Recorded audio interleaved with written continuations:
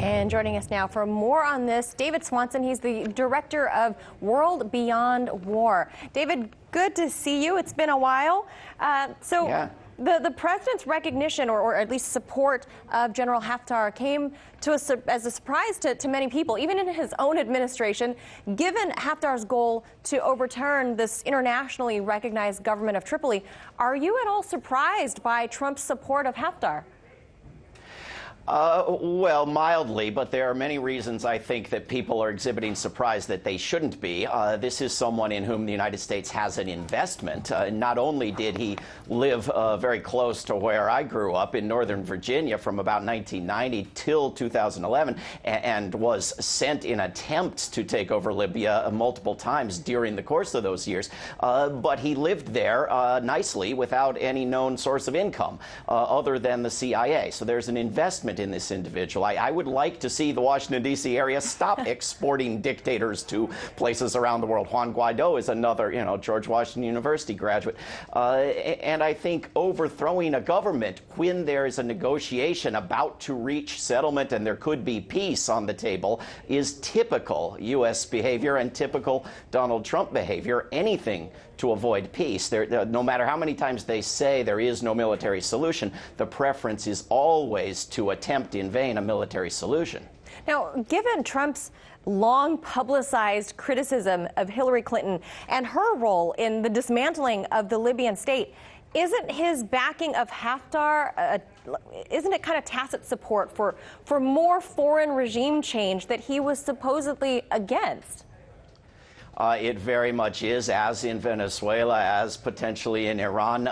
This is, of course, a very similar situation to 2011, where Gaddafi, among many others, was warning that you're going to have a flood of immigrants, you're going to have a destabilized region, you're going to have a proliferation of weapons, you're going to have chaos and Islamist extremists, and of course, all of that proved true. And here you have the same situation where we ought to be hearing the same warnings, but it's not clear that Donald Trump is ready to listen. What you say when you're campaigning for president in the United States is not typically what you do after elected.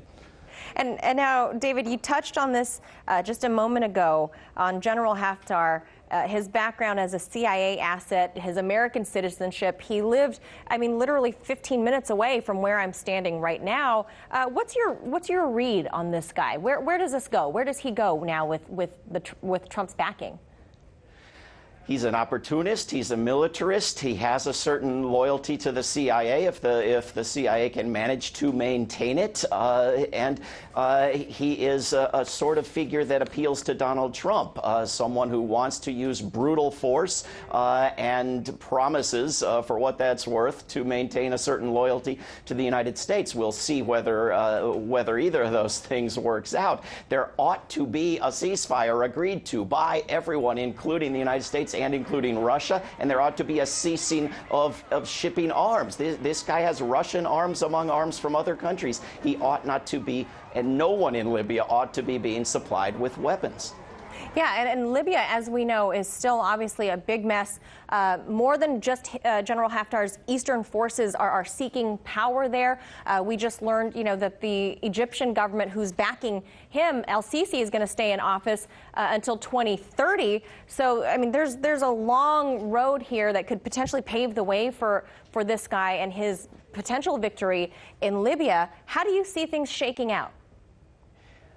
Well, victory is not imminent just because they declare victory is imminent, as the United States has done year after year after year in Syria, for example, one of many. But should Haftar and his crowd manage to maintain any sort of power, it does not bode well for human rights. It is not some sort of human rights improvement on Gaddafi. This is someone working with Saudi Arabia, the Egypt, and the CIA. These are not promoters of human rights. What Washington is hoping for is a Gaddafi-type figure who is loyal to the United States and not independent. And it's dubious that they can get that, but that's clearly their goal.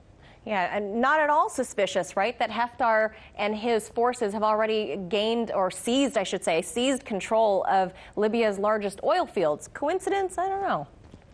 No, that's the priority, indeed. All right, we'll have to leave it right there. Thank you so much for your time and insight on this today. David Swanson. Hey YouTube, thanks for checking out our channel. We hope you enjoyed the video. We have tons of content for you just like this. For more of RT America's one-of-a-kind news and analysis, be sure to subscribe and never stop questioning more.